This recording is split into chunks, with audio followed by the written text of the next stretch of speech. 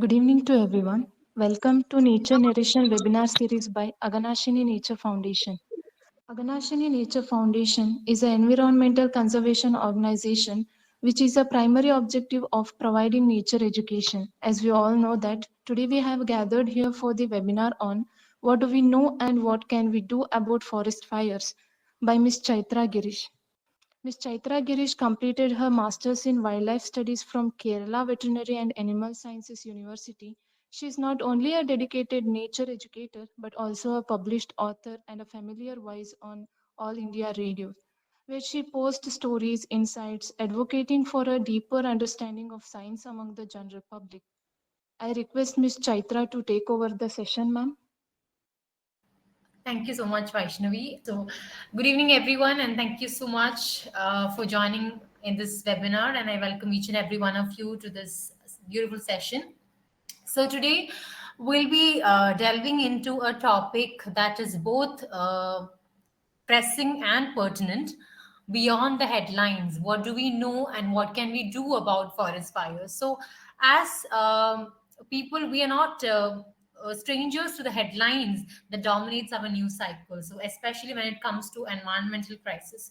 So, forest fires in particular have actually captured global attention for the devastating impacts that it makes on ecosystems, economies, and communities.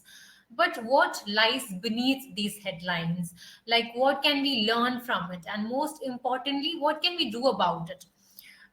So we will move beyond the surface level narratives to uncover the complexities of forest fires, their causes, consequences, and potential solutions. So this webinar isn't it about absorbing some information, it's about actively engaging with the material, asking questions, and also challenging the assumptions. So whether you are an aspiring environmental scientist, a policymaker in training, or a student, or simply someone who deeply cares about planet's future, I think your perspectives and contributions are invaluable. So by the end of the session, I hope that you will leave not only informed but also inspired, ready to make a difference in the world of forest fire management and environmental stewardship. So let's see some headlines. These are some news about forest fires that has been dominating. Both it includes both national and international newses. But I want to draw your attention to latest news report from Uttarakhand last month, where even the Nainital court has interfered in this issue because the forest fire, it has now spread to residential areas. So this news came last month, April 27th. There has been a reports of 23 forest fire incidents reported in Uttarakhand in the last 24 hours. So 23 forest fires within 24 hours means it's something really difficult, or something that has to be spoken about. So we have some research coming up from Uttarakhand, because Uttarakhand, it covers a major part of the most fragile ecosystem, that is the Himalayas. So here, finally, now we know the reason. We currently, the research team from IIT Roorkee, which has been headed by Professor P.U. Srivastava and his PhD student Anandu Prabhakaran, who is currently working on developing forest fire warning systems, has finally revealed the reason for that. The main issue is with the timber plantations. That is the number of pine and cedar forests that has been planted during the colonial period is one of the major reasons contributing towards it, and the and the subsequent governments that came after that also didn't rectify the issue. So plus, due to the current situation of increasing global warming, actually accelerated this problem. And the scientific reason for the forest fires revealed to be the kind of mixed vegetation that Uttarakhand has today. Because mostly when it comes to coniferous forests, the it is almost pine shaped. So the spines will be having volatile oils, which get very easily ignited than compared to the broad leaves. So that is one of the major reasons that has been contributing to. That's something that I've add additionally, something that is actually contributing towards the increasing forest fires in Uttarakhand. So the because of this vegetation which got mixed, the greed for timber plus the plantation of British government and the subsequent governments also didn't rectify it, and the current situation of increasing global warming and climate change all actually accelerated towards the continuous forest fires in Uttarakhand. So here I'm again taking up a study. This talks about the air quality issues that comes up due to wildfire events. So here I'll just give you a small idea about what the work is all about. So this study, air quality issues associated with wildfire events in the Indian Himalayan region. So this study investigates how wildfires in the Indian Himalayas impacts the region's air quality. Right. So the rise in wildfires due to human activities and climate change is actually a growing global concern. But however, it receives only less attention because, especially in the Indian context, when you see forest fires, mostly are human induced. And that's why the National Disaster Management Authority doesn't declare forest fires as a natural hazard, just like tsunamis or cyclones. Forest fires aren't declared as a natural hazard. So the main reason is that it is not mostly it's not natural of origin. It's mostly anthropogenic sources are accelerating it. So here, the spread of ashy and other tiny aerosols due to forest fires was actually moving to the nearby Himalayan region. So in this study, they actually used a NOAA high splint model, and they tried to stimulate the movement of this wildfire pollutants like black carbon and sulfur dioxide. And by comparing these, whatever they have got in the model predictions with real world data, they showed that these pollutants are traveling towards the greater Himalayas, and they found there has been a sharp increase in the concentration of pollutants. And when you look at this at a bigger picture, it highlights the growing threat of wildfires in the sensitive Himalayan ecosystem. And they say that the situation is very much concerning, and it is very much similar to the vast wildfires which has occurred in Arctic in 2016. The 2016 Arctic fire, sorry, in 2019, I'm sorry. So they say that the condition of the Indian Himalayas or the current forest fires that is happening in Himalayas is very much concerning, and it is very much similar to that of the 2019 Arctic fires. I can show you the satellite image of Arctic fires that has occurred in 2019. All these are actually smoke. These are satellite images from Alaska and as well as from Canada, Greenland. So this effect is what's happening in the present Indian condition. That's what the research team says, and they draw comparisons of Indian Himalayas with that of the Great Arctic fires in 2019. Right. So here this also another data. This is also a report that has been published by the European fire forest fire information system. So they actually maps wildfires in Europe and the adjacent areas of Europe since 2000 since 2000. So this is a report that they have published last year 2023. Okay, so here you can see yellow dots. So these areas, they show the amount of or the acres of land that has been burned due to forest fires. So you can see these yellow dots. I hope you can see that. So these yellow dots refer areas which has been burned up to 100 hectares. Okay, then you can see orange dots here. Orange dots, which shows areas which has been burned up to 500 hectares. Then you can see pink, which shows areas which has been burned up to 1000 hectares, and red, which shows areas which has been burned up to 5000 hectares, and purple, 1 2 3 for this purple, which shows areas which has been burned beyond 5000 hectares. So about 37 percentage of the total area burnt was under shrubs and sclerophyllous vegetation, and 26 percentage, about 120,000 hectares, was forest. So the issue is very much concerning. It's not what we see in the newspapers. It is much more worse than that. So let's see what are forest fires and what are different causes of it, and what are the different sources, how sources of forest fires. So forest fire is any uncontrolled or any non-prescribed combustion of or burning of plants in a natural setting. Okay, so the causes includes, it can be natural causes and also human-made causes. So here, let's see how a forest fire start. So usually a forest fires, it requires a forest triangle, that is fuel, oxygen, and a heat source is also required to start. So the same thing is holds true for any fire. For fire to happen requires a fuel, it requires oxygen, it requires heat. So the same thing applies to all kinds of fires, so as to forest fires. So there are natural causes of forest fires as well as man-made causes. So the natural causes includes the volcanic eruptions, spontaneous fires, and man-made includes cigarette or global warming or campfires, etc. So here you can see lightning. Lightning is one of the most common ignition source for vast majority of forest fires. There can be cold lightning as well as hot lightning.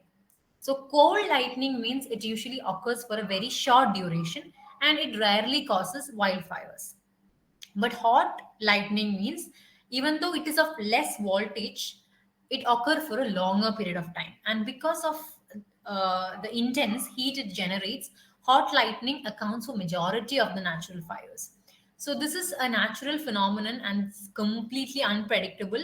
So what can we do about it is that landscape management, adequate land management and landscape fire management planning can significantly diminish the impact of wildfires, or the intensity of wildfires can be reduced, and you can prevent unnecessary death, or we can avoid evacuation, or proper displacement of people and animals can be taken care of. So that's something that we can do about natural sources. So usually for forest fire to happen, the air or terrain should be dry. For example, in case of drought, so these condition actually makes the spread of wildfires much more easy, because there are very less number of moisture in the air or ground, which actually dampen the fuel or smother the sparks of flame. So in case of dry condition, even a small fire can quickly rage out of control. And talking about when we compare the sources of fires, human versus nature, about 84 percentage of the wildfires are human caused. Only 16 percentage is caused by lightning or any other natural sources. When you look at campfires, so or in case of debris burning debris in yard, or land clearing without proper precautions or permits. Sometimes power lines can also cause forest fires, even malfunctioning or damaged power lines. So these are all different kinds of reasons for forest fires, or different sources of forest fires. Now let's understand what are three different types of forest fires happening. So just look at this image. This part is what we call as the crown, this is the surface, and this is the ground. So based on these three types, we have three types of forest fires. The first one, let's see what are ground fires. So ground fires, this is sometimes called as underground fires or subsurface fires. So this can occur in very deep accumulations of peat, humus, or any dead vegetation, which actually becomes very dry enough to burn. So these fires, the problem with ground fires is that it burns very slowly. It burns very slowly, and it's one of the most difficult kinds of wildfires, because it's very difficult to compact it. It's very difficult to completely put out the fire, because uh, we won't be able to detect this fire, because as it is moving very slowly, because the underground fires or subsurface fire or ground fires, these fires, they will spread very slowly, and it's very hard to detect, and sometimes it will burn for months. It will burn for months and destroying the entire vegetative cover of the soil. So they can smolder for a long time. Sometimes they will burn through an entire season. And when the conditions become favorable for a ground fire, it will develop to a surface fire or ground fire. Right. So these two cases we can identify it. But in case of ground fire, we can't identify it.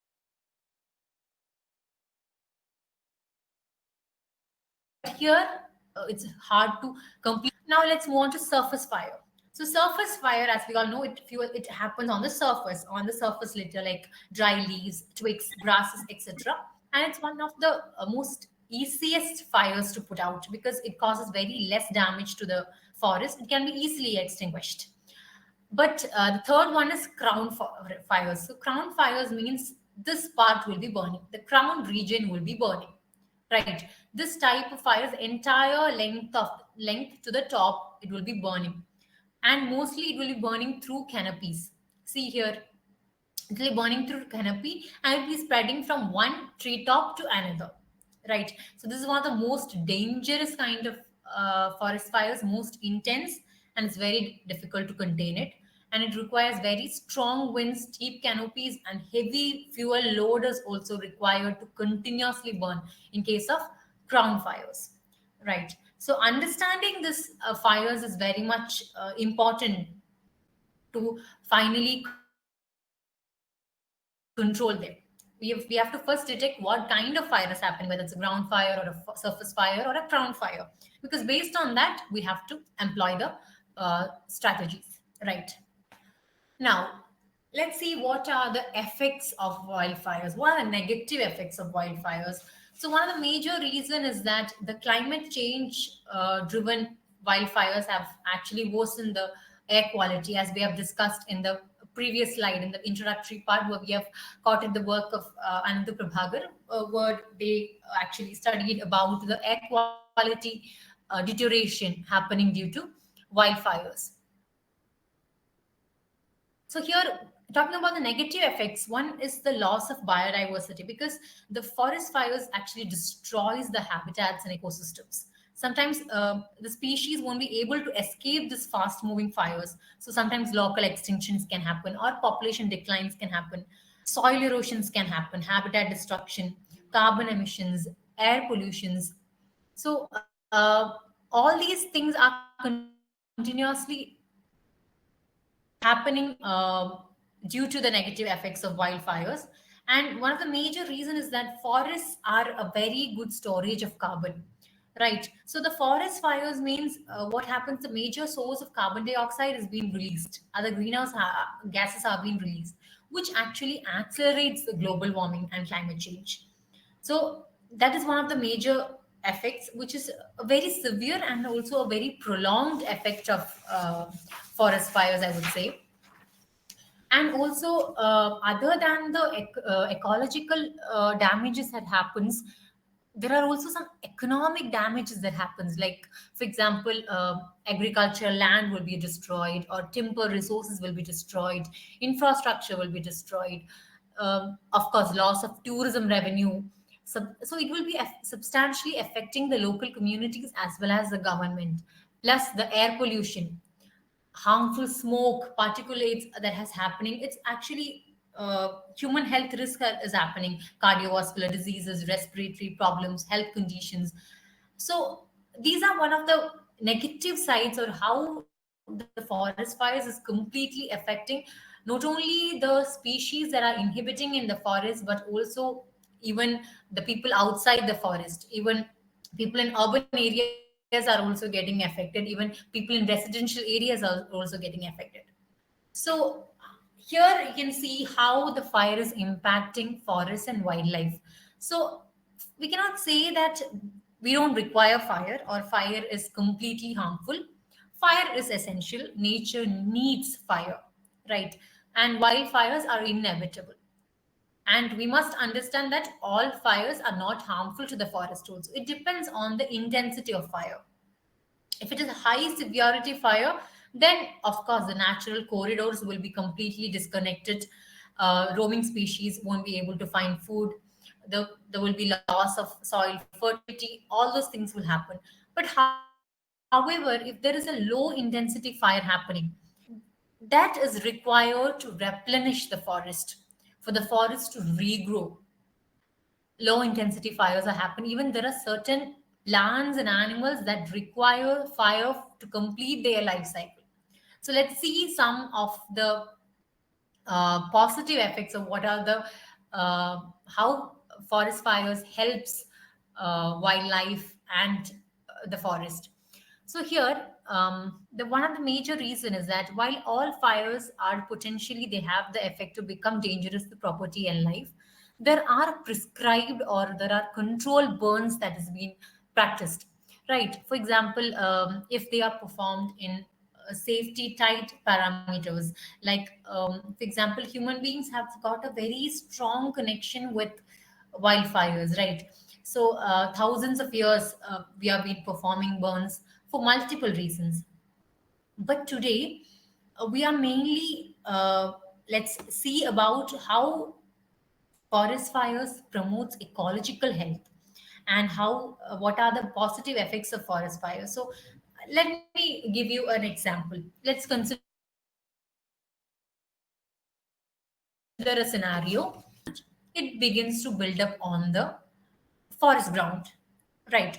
It begins to build up on the forest ground, and it's more damaging. And what happens is that most of the organism, it prevents the organisms within the soil from accessing the nutrients. Sometimes it also block the animals on the land from accessing the soil.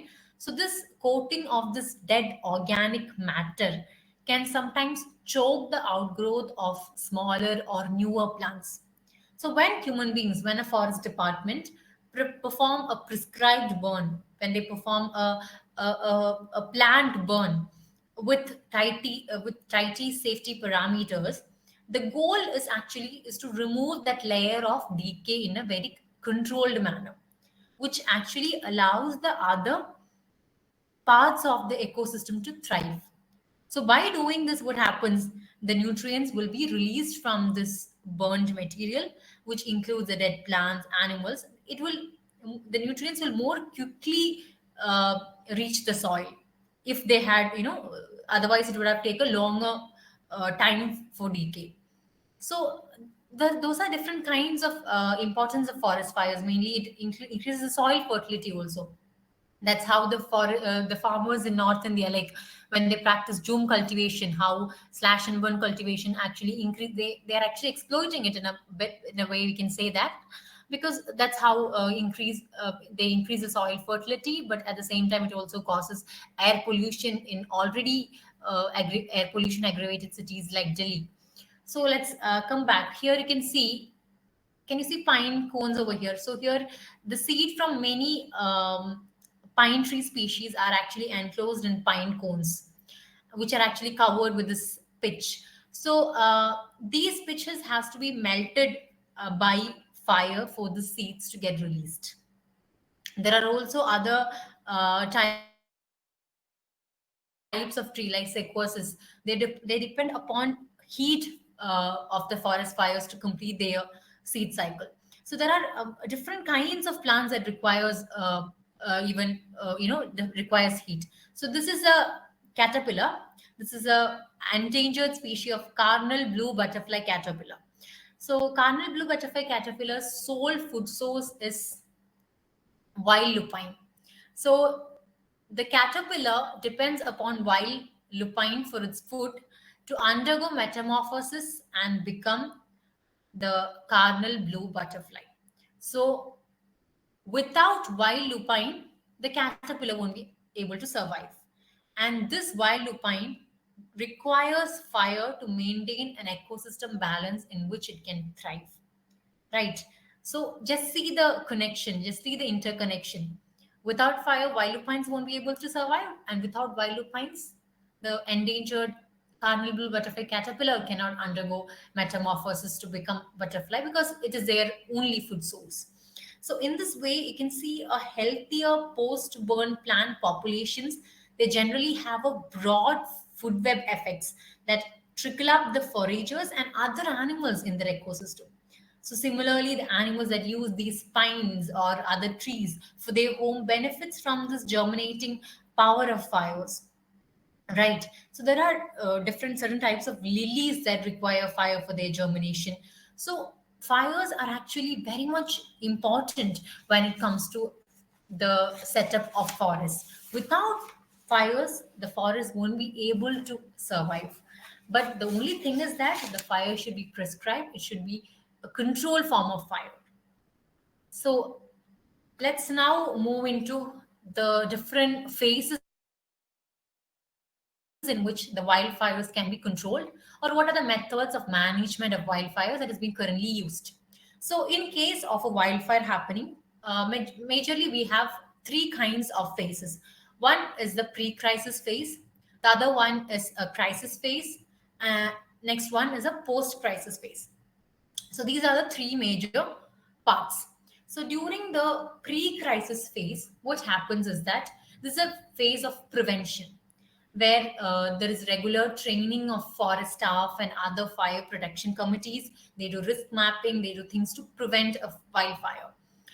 And the second one is during a crisis phase. That is a forest fire has already happened.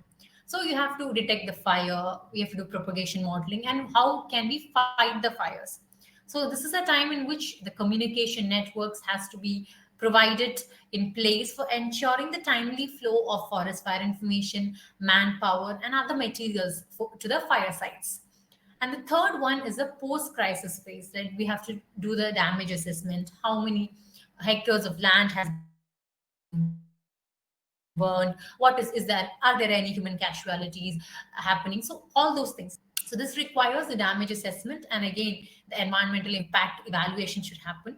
And to safeguard the wood from the fires, what we require is that more public awareness is required. Like forest fire protection will have to necessitate more stringent legal actions, right?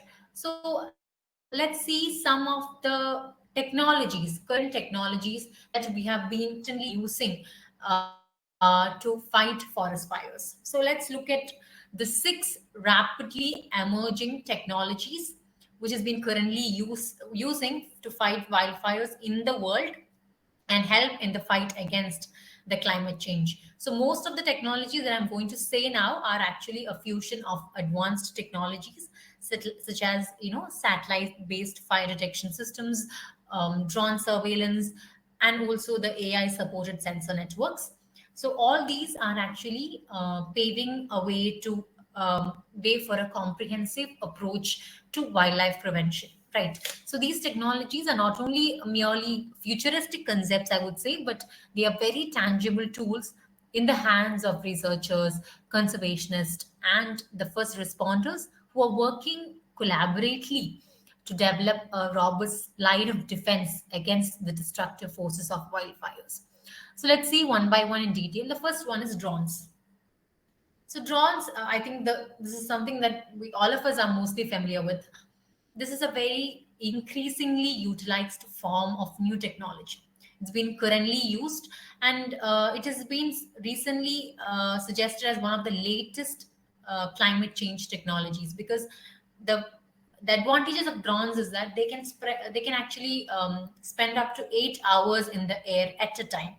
At a time, they can search or they can move 8 hours, allowing them to carry the wildfire monitoring technologies to speak directly to the forest fire service teams.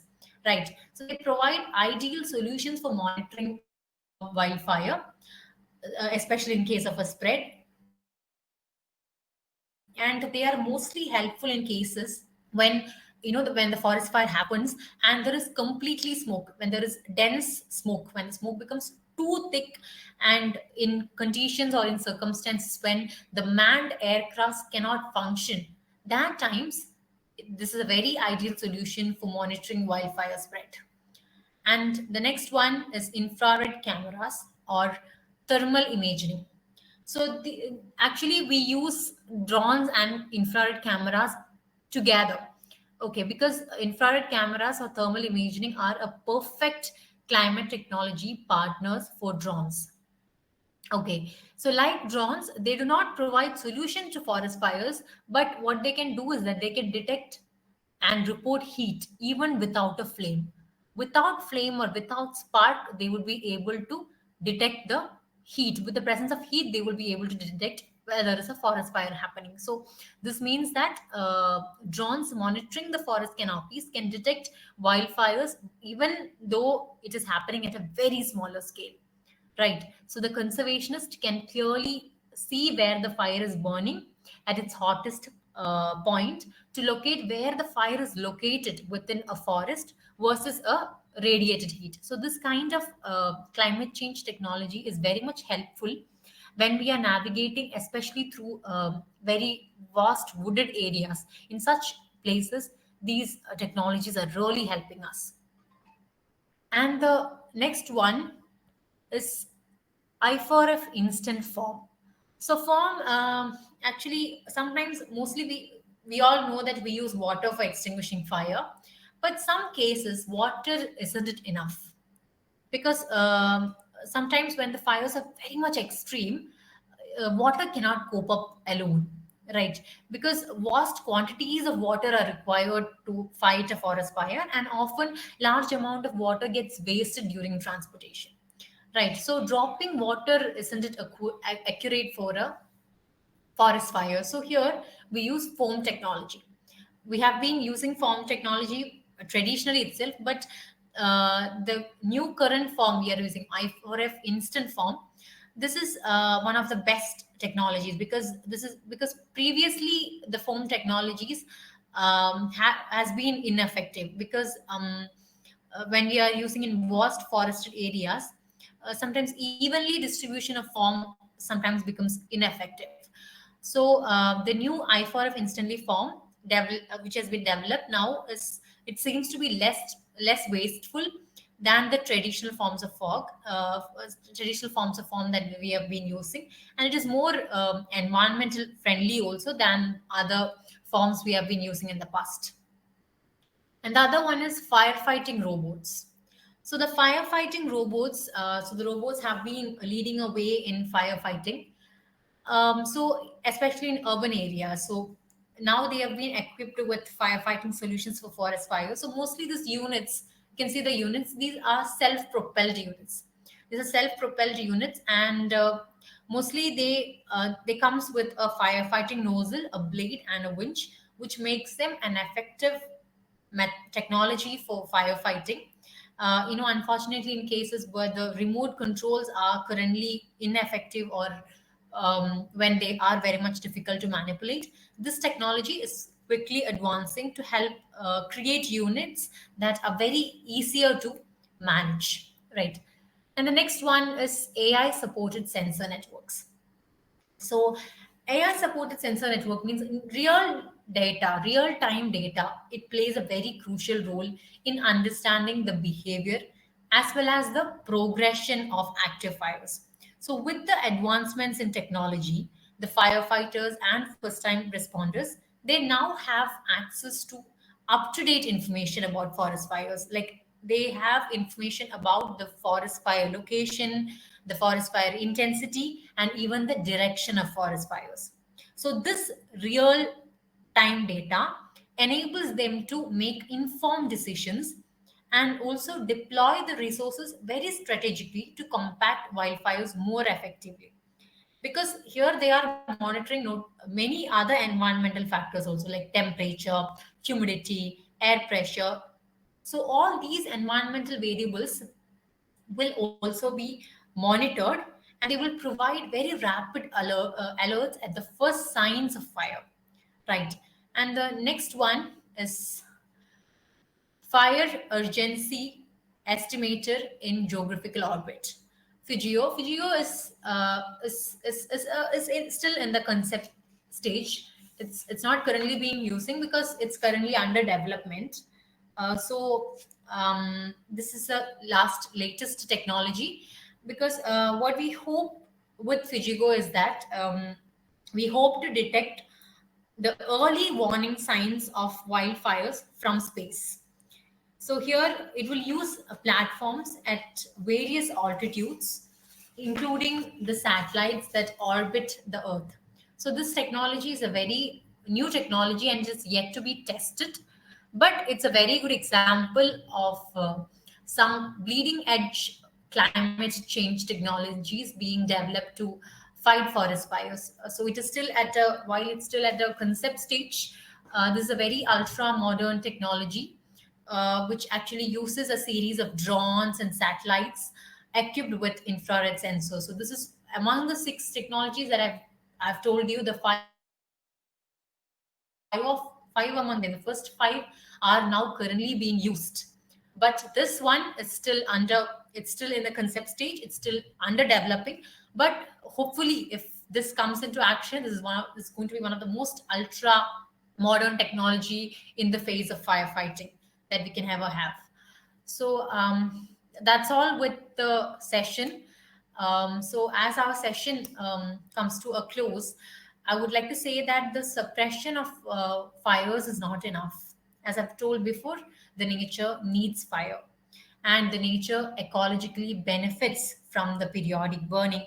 So, in fact, the suppression of fires alone will make the things even more worse, because depriving nature of its equivalent of spring cleaning and those things will actually lead to hotter or any larger blazes. And in case of, forest build up forest decay, finally those catching flame will only make the condition even more worse. So, understanding and appreciating the benefits of fire is the only way how we can keep our populations, ecosystems, and homes safe from its dangers. So, let's continue this dialogue and work together for a resilient future. So, thank you so much for all your listening, and I express my deep sense of gratitude to each and every one of you for your invaluable participation. Thank you. It was indeed a great session, ma'am. Thank you so much for your valuable knowledge and sharing it with all of us. Now, the session is open for discussion. If anybody has a doubt regarding the concept, they can clarify through asking the questions in the chat box or by interacting by unmuting yourselves.